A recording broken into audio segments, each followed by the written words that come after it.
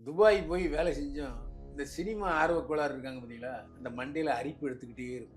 என்ன வேலை செஞ்சாலும், வேலை செய்யும்போது மனசு அங்க இருக்காது. மனசு பூரா வேற எங்கேயோ அவங்க நினைக்கிறதுல இருக்கும். ஸோ துபாயில வேலை செஞ்சாலும் சினிமா, சினிமா, சினிமான்னு அவரு அவரு பச்சை தமிழ் நடிகன் விஜய் சேதுபதிய கதாநாயகனா தென்மேற்கு பருவக்காட்டுல அறிமுகப்படுத்துறாரு.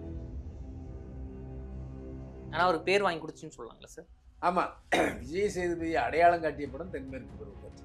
ஆனா நடுவுல கொஞ்சம் பக்கத்த காணோம்னா விஜய் சேதுபதிய ஸ்டார் ஆக்கி விஜய் சேதுபதிட்ட ஒரு நல்ல குணம் என்னன்னா, நான் ஃப்ரெண்ட்னு வச்சுக்கங்க, ஏதாவது உதவி பண்ணுங்க அப்படின்னா, படத்துல சரி ஒரு 2 சீன் நடிக்கிறேன் அப்படின்னு சொல்லிடுவாரு. அது வந்து ஸ்டோரி நாலேஜ்ன்னு சொல்லுவாங்க. அதாவது இந்த படம் வெற்றி பெறும், இந்த படம் வெற்றி பெறாதுங்கிற ஒரு கணிப்பு அவருக்கு ஆரம்பத்துல இல்ல. அதுல உண்மைதான்.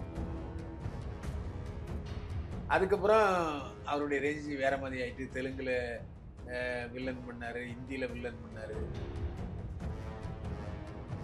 கமலஹாசன் அளவுக்கு அறிவுஜீவியா அப்படின்னா விஜய் சேதுபதி இல்ல. அது வேற, இது வேற. இந்த பையன் அவரா முயற்சி பண்ணி சினிமால வந்திருக்கலாம். அது சொன்னா என்ன தப்பு? இதுல எங்க அப்பனுக்கும் அவனுக்கும் ஈகோ வரப்போகுது? இது வந்து விஜய் சேதுபதி மட்டும்தான் என்பது அல்ல. ஏன் அஜித் பண்ணலையா? ரஜினிகாந்தை பொறுத்த வரைக்கும் சுத்தி பெரிய பெரிய நடிகர்கள், இந்தியில இருந்து ஒருத்தர், தெலுங்குல இருந்து ஒருத்தர், கன்னடத்துல இருந்து ஒருத்தர், மலையாளத்துல இருந்து ஒருத்தர் நடிக்கிறார். இவர் அப்படியே மேய்ஞ்சிட்டு போயிடுவார்.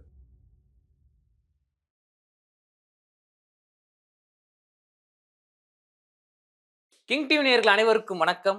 இன்னைக்கு நம்ம இன்டர்வியூ செக்ஷன்ல யார் நம்ம இன்டர்வியூ எடுக்க போறோம்னு பாத்தீங்கன்னா, மூத்த நடிகர், யூடியூபர் மற்றும் சினிமா விமர்சகர் திரு பைல்வான் ரங்கநாதன் அவர்கள். வாங்க அவரோட பேசுவோம். சார் வணக்கம் சார். என்னை வாழ வைத்துக் கொண்டிருக்கும் யூடியூப் சேனல் நேயர்களுக்கு நன்றியும். சினிமா துறை ஒரு மிகப்பெரிய கடல்னு சொல்லலாங்க சார். இந்த கடல்ல வந்து நிறைய முத்து குளிக்கணும் அப்படின்னு ஆசைப்பட்டு நிறைய பேர் வந்திருக்காங்க. சில பேர் தோல்வி அடைஞ்சு போயிருக்காங்க. ஆனா அதுல வெற்றி அடைஞ்சவங்க பாத்தீங்கன்னா ஒரு சில பேர் தான். அதுலயும் வந்து சினிமா பின்புலம் எதுவுமே இல்லாம தன்னோட உழைப்பால மட்டுமே சினிமால சாதிச்சவங்க ஒரு சில பேர். அந்த ஒரு சில பேர்ல கண்டிப்பா ஒரு பேர் வந்து இடம்பெற்றிருக்கும்.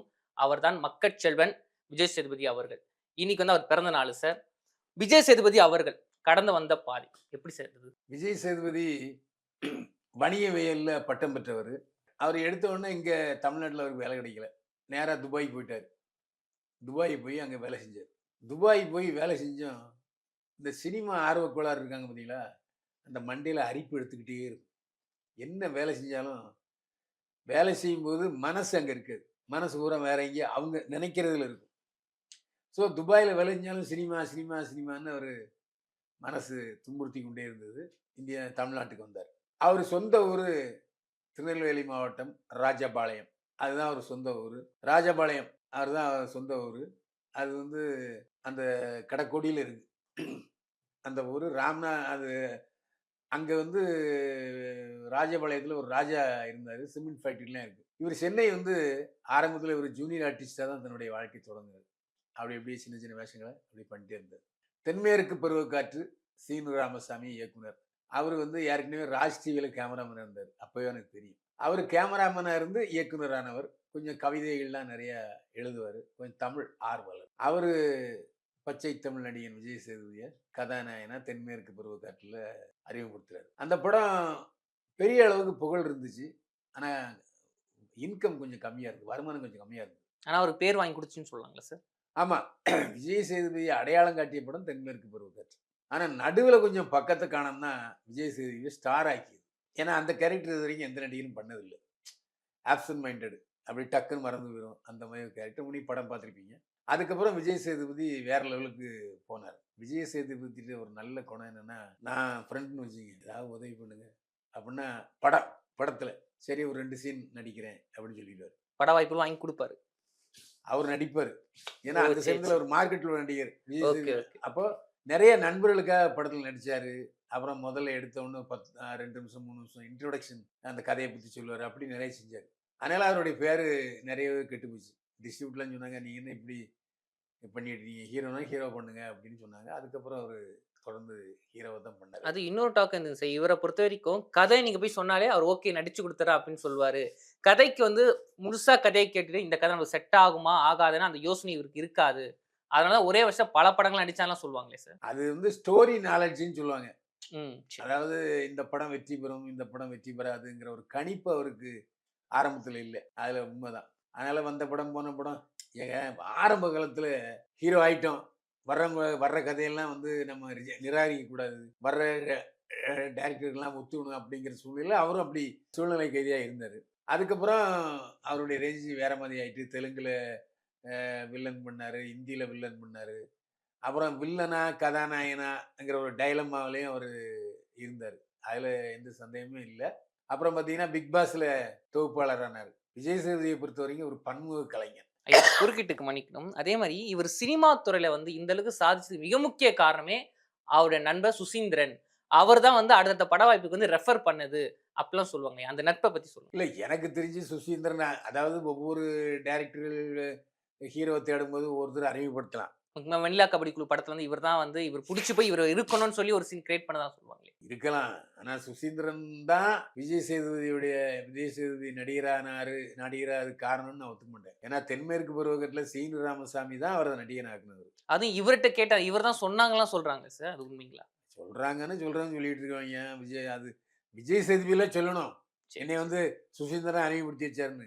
அப்படி நான் இதுவரைக்கும் கேள்விப்பட்டது. சரிங்க சார். சினிமா துறையில இந்த அளவுக்கு சாதிச்சவரு, அப்புறம் ஒரு நிகழ்ச்சி தொகுப்பாளரா பிக் பாஸ்க்கு போறாருங்க சார். ஆனா அங்க போன பிறகு வந்து இவர் பேர் வந்து அப்படியே டோட்டலா மாறிடுச்சு அப்படிலாம் சொன்னாங்கல்ல சார். அத பத்தி டோட்டலா சொல்லுங்க. மாறல. பேரு டேமேஜ் ஆயிடுச்சு. என்ன காரணம்னா, அதுல ஏற்கனவே தோத்து விளங்கி ஒரு பெரிய இடத்துக்கு போய் சக்சஸ் ஆனவரு கமலஹாசன். கமலஹாசன் அளவுக்கு அறிவுஜீவியா? அப்படின்னா விஜய் சேதுபதி இல்ல. ஏன்னா கமலஹாசன் வந்து சினிமாவ அப்படியே சுவாசமா சுவாசிக்கிறவர். அவரு வந்து அந்த நிகழ்ச்சிய வேற கோணத்துல அணுகுனாரு. நெறைய பேர் பார்த்தாங்க. விஜய் சேதுபதி அந்த அளவுக்கு ரீச் ஆகல. அதுல என்னமோ உண்மதான். அதனால நீங்க கமலஹாசன் சமயத்துல பார்த்தீங்கன்னா, எல்லாருமே அறிவுமானவளா இருப்பாங்க. பிக் பாஸ்ல. இவரு போம்போது வத்தலு, தொத்தலு, செத்தலு, பத்தலுன்ட்டு இது பண்ணாங்க. எவனும் மூஞ்சி பேரே தெரியாது. ஸோ, அதனால விளம்பர வருவாய் கம்மியாயிடுச்சு. அப்புறம் விஜய் சேதுபதியும் கச்சாமுச்சான்னு அவங்க உள்ள இருக்கவங்க திட்ட ஆரம்பிச்சாய்ங்க. கமல் சார்ன்னு ஒரு மரியாதையா இருந்த பிக் பாஸ் கண்டஸ்டன்ட்ஸ் இவரு போனதுக்கப்புறம் வேற மாதிரி ஆயிட்டாங்க. அதனால பிக் பாஸ் விஜய் சேதுபதிக்கு பேர் குடுத்ததான்னா இல்ல. பணம் வேணும்னா அதுவும் உள்ள இருந்து வெளிய வந்து அவங்களே வந்து ஒரு போட்டியாளர் சொல்லியிருக்காங்க. இவர் வந்து பாரபட்சம் பார்க்குறாரு. அப்படிலாம் சொல்லி சில நெகட்டிவ் கமெண்ட்ஸ்லாம் முன்னாடி வச்சாங்க ஐயா. அதாவது போட்டிய நடத்துறவரு, ஜட்ஜ் எல்லாம் குறை சொல்லக்கூடாது. அதாவது அ ஆடத் தெரியாதவர்களுக்கு திருக்குறள்னு சொல்லுவாங்க இல்லையா?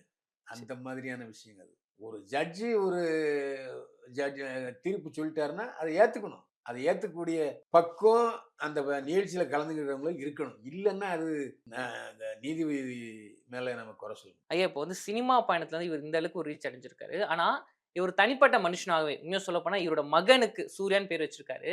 ஆனா, அது அவரோட ஃப்ரெண்டோட நேம் தான். அந்த ஒரு நன்றி கடன் தீர்க்கறதுக்காக தான் தான் பையனுக்கு அவங்க ஃப்ரெண்ட் பேர்லாம் வச்சேன்லாம் சொல்றாங்களே ஐயா. இதெல்லாம் பார்க்க உங்களுக்கு என்ன தோணுது? இதெல்லாம் இயல்புங்க. நல்ல ம். பேரு. சரி என் ஃப்ரெண்டு எங்க தாத்தா பேரு வைக்கலாம். இல்ல தாத்தாவுக்கு அப்பா பேரு வைக்கலாம். அது ஒரு பெரிய விஷயம் இல்ல. அவங்க மனைவி வந்து ஜெஸ்ஸி. ம். இது வந்து ஒரு காதல் திருமணம். அது அவரே பலமுறை சொல்லியிருக்கிறாரு. மனசுல பட்டத கொஞ்சம் வெளிப்படையா பேசக்கூடிய ஆளு விஜய் சேதுபதி. ஒரு முறை அவர்ட்ட நான் கேட்டேன். இந்த குறிப்பிட்ட நடிகைய தொடர்ந்து 3 படத்துல ஹீரோயினா போட்டிருக்கீங்க. வெளியிலயும் கிசு நெறைய வருது. நீங்க தான் அந்த நடிகைக்கு சிபாரிசு பண்றீங்கன்னு சொல்றாங்க. வீட்ல ரியாக்ஷன் எப்படி இருந்துன்னு கேட்டேன். "அண்ணே அத ஏண்ணே கேட்கிறீங்க? டைவர்ஸ் வரைக்கும் போயிட்டா என் பொண்டாட்டி இந்த விஷயத்துல. அப்புறம் நான் சமாதானப்படுத்துறதுக்குள்ள போதும் போதும்ன்னு ஆயிட்டேனே." உண்மைன்னாரு. இந்த மாரி பதில வேற எந்த நடிகையும் சொல்ல மாட்டான். அப்படி ஒரு ஒரு வெளிப்படை. நேர்மையான வெளிப்படைத்தன்மை உள்ள ஆளு விஜய் சேதுபதி. ஐயா நீங்க சொன்னீங்க. அவர் பையனுக்கு ஒரு பேர் இருக்குன்னா, அது வந்து ஒரு பெரிய விஷயம் நன்றிக்கடன் அப்படின்னு. ஆனா, அவங்க பையனால இவர் பேர் கெட்டு போச்சுன்ற ஒரு சில டாக்லாம் வந்து என்னன்னா வந்து, அவங்க பையன் சூர்யா அவர்கள் வந்து ஒரு பேட்டில சொன்னாருன்னா, நான் வேற, எங்க அப்பா வேற. ஆனா இப்படிலாம் சொன்னவர் வந்து, இவங்க பையனால அவர் பேர் கெட்டு போச்சு. அப்படிலாம் சொன்னாங்களாங்க சார். இதுல என்ன கெட்டு போச்சு பேரு? விஜய் சேதுபதிக்கு தனியா வாய் இருக்கு. அவன் பையன் சூர்யாவுக்கு தனியா வாய் இருக்கு. தனியா கால் இருக்கு. தனியா மூளை இருக்கு. தனியா கண்ணு இருக்கு. தனித்தனி தானே. அப்புறம் என்ன? விஜய் சேதுபதி தின்னா அவர் பையனுக்கு வயிறு நிறைஞ்சிருமா? இல்ல சூர்யா தின்னா விஜய் சேதுபதி வயிறு 2 பேரும் தனித்தனி தான்.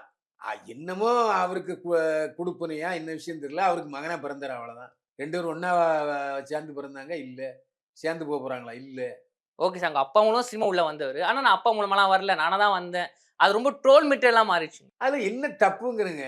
இப்போ சிவகுமாரால சூர்யாவும், கார்த்தியும் நடிக்க வரல. ஒவ்வொரு டைரக்டரால சூர்யாவ வந்து வசந்த் டைரக்டர் சூஸ் பண்ணாரு. பாலா வந்து கார்த்திய சூஸ் பண்ணாரு. இதுல சிவகுமாருடைய பங்கு என்ன இருக்கு? எஸ். சரிப்பா அப்படின்னு தலையாட்டுனத தவிர, இவரா போய் அவர்ட்ட சிபாரிசு பண்ணி, "நீ என் பையன் நடிக்க வைன்னு" சொன்னாரு. இப்ப கார்த்தி வந்தாருன்னு சொன்னா, கார்த்திக்கு வந்து ம அவருடைய அப்பா அ முத்துராமன் போய் நேரா பாரதிராஜா சொல்லி, "என் பையனுக்கு கொஞ்சம் வேஷம் குடுங்க" அப்படின்னு கேட்டாரு. அது வேற, இது வேற. இந்த பையன் அவரா முயற்சி பண்ணி சினிமால வந்திருக்கலாம். அது சொன்னா என்ன தப்பு? இதுல எங்க அப்பனுக்கும் இவனுக்கும் ஈகோ வரப்போகுது? அது தப்பு. அது வர்றதுக்கு வாய்ப்பே இல்ல. ஒவ்வொரு மனிதனும் அவனுடைய சொந்த கால்ல தான் முன்னுக்கு வரணும். இப்போ ஜேசன் சஞ்சய் எடுத்துங்க. விஜய் பையன். விஜய் சிபாரிசு பண்ணி அவரு அ டைரக்டர்னாரு. விஜய் என்ன சொன்னாரு? "நடிப்பா" அப்படின்னு சொன்னாரு. ஜேசன் சஞ்சய் அதெல்லாம் முடியாது. "நீ வேணா நடிச்சுக்க. நான் எனக்கு வந்து டைரக்டர் தான் என்னுடைய பேஷன்" அப்படின்னு சொன்னாரு. அது அது மாரி தான். சரிங்க. அப்ப நீங்க நெறைய அப்பத்துலருந்து இப்ப வரைக்கும் நெறைய நடிகர்கள் நீங்க பார்த்துட்டு வரீங்க. விஜய் சேதுபதி சார் அவர்கிட்ட வந்து எனக்கு இந்த ஒரு குவாலிட்டி, இந்த ஒரு விஷயம் ரொம்ப பிடிக்கும் அப்படின்னா நீங்க எத சொல்வீங்க? அவரு பத்திரிகையாளர்ட்ட எதையும் மறைக்க மாட்டாரு. வெளிப்படையா இருப்பாருங்களா? வெளிப்படையா இருப்பாரு. அதுல எந்த சந்தேகம் இல்ல. நானே ஒரு முறை சொல்லியிருக்கேன். நீங்க வந்து வில்லன் நடிக்கிறீங்க. அதனால உடம்பு சதை போட்டுருச்சு. இப்போ ஒரு நடிகனுக்கு தேவை வந்து உடம்பு கட்டுடல். நீங்க இதே ரேஞ்சு போச்சுன்னா வேற மாதிரி யாருன்னு. கரெக்ட் தானே. இப்ப நான் கொஞ்சம் ஒர்க் அவுட்லாம் பண்றேன். டயட்ல இருக்கேன்னு சொன்னாரு. இந்த மாதிரியான விஷயங்கள் வெளிப்படைத்தன்மையா அவர் பேசுவாரு. சரி அவர் நடிப்பு ஸ்டார்ட்டிங்ல அவர் நடிப்பு வந்துமே வந்து சூப்பரா இருக்கும் அப்படின்னு. ஆனால் எந்த கேரக்டர் குடுத்தாலும், முக்கியமா அந்த சுந்தரபாண்டியன் படத்துல நடிக்கும் போதெல்லாம் வந்து அதுக்கு முன்னாடியே சில ஹீரோ சில படங்கள் நடிச்சாரு. ஆனா அதுக்கு என்ன சொன்னா சுந்தரபாண்டியன் நடிக்கும்போது அவங்க கூட இருக்கவங்களே, "இல்ல இது வந்து நெகட்டிவ் ரோலா இருக்கு. இப்பதான் நீ மெல்ல கொஞ்சம் அப்படியே மேல வர. இந்த மாரி சுந்தரம் பாண்டியன் போன இந்த படங்கள்ல வந்து நீ வில்லனா பண்ணனா, அது வந்து அப்படியே வந்து ஒரு புரோடெக்ட் ஆயிரும். அந்த மாரி ரோல் பண்ண வேணாம்னு சொல்லியும், எந்த ரோலா இருந்தா நடிப்பு நடிப்பு தான்னு சொல்லி, ஒரு பெருந்தன்மையா அந்த ரோல் எடுத்து பண்ணாரு. இந்த மாரி விஷயங்கள் வந்து எல்லா ஹீரோட்டும் இருக்குமான்னு கேட்டா அது இருக்காதுங்கயா. இது எப்படி பார்க்குறீங்க? இது வந்து அவருக்கு ஒரு தனி துணிச்சல். அதாவது நாம வந்து அ ஒரு 20, 25 வருஷத்துக்கு நம்ம ஹீரோவா சஸ்டெயின் ஆக முடியாது. அத ஒத்துக்க மாட்டான். புரியுதா? நடிகரும் சிவாஜி கணேசன், எம்ஜிஆர், ஜெமினி கணேசன் காலம் வேற, இப்போ காலம் வேற. ஒரே சீரியலா ஒரு ஹீரோ வேஷம் போட்டாலும் போயா போர் அடிக்குன்னுவான். ஸோ அவரு தன்னுடைய திறமையை வெளிக்காட்டுவதற்காக வில்லன் வேஷம்லாம் பண்ணாரு. இது வந்து விஜய் சேதுபதி மட்டும் தான் என்பதல்ல. ஏன் அஜித் பண்ணலையா? வில்லன் பண்ணார்ல. அது விஜய்க்கு வில்லன் வேஷம் வரலைங்கிறனால அவர் பண்ணாம இருந்திருக்கலாம். மற்றபடி எல்லா நடிகர்களும் அப்பப்ப வில்லனா நடித்து தான் வந்திருக்காங்க. அது ரஜினிகாந்தையும் பொருந்தும், எல்லாருக்குமே பொருந்தும்.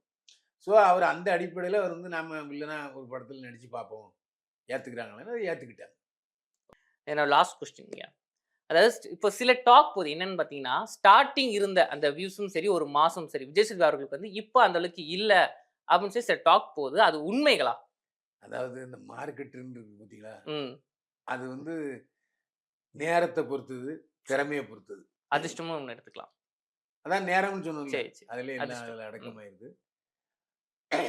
நீண்ட நாள் ஏவிஎம் ராஜன் மிகப்பெரிய நடிகர். ம்.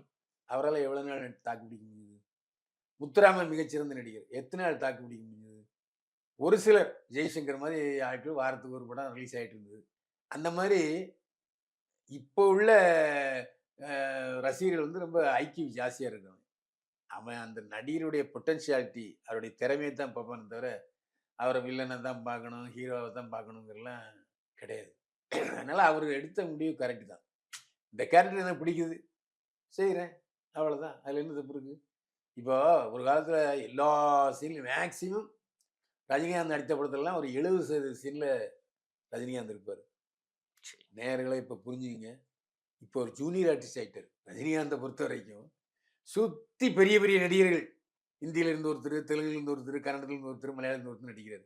இவரு அப்படியே மேய்ஞ்சிட்டு போயிருவாரு.